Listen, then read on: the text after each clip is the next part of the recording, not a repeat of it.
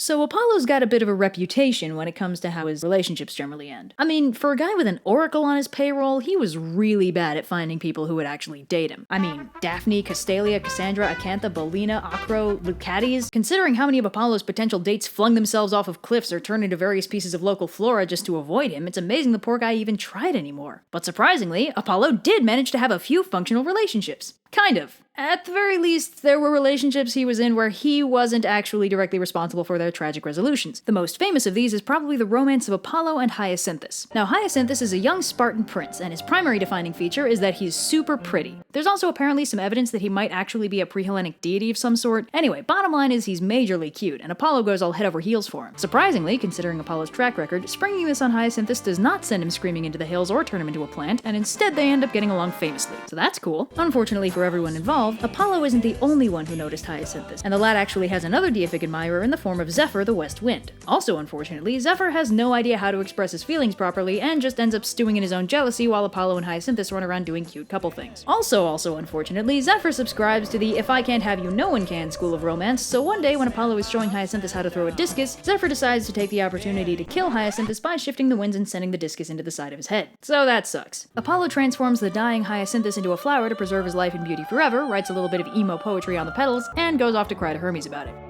On the plus side, this love interest didn't turn into a plant until after the second date. The mirror on my wall casts an image dark and small, but I'm not sure at all it's my reflection. I'm blinded by the light of God and truth and right, and I wander in the night without direction. So I'll continue to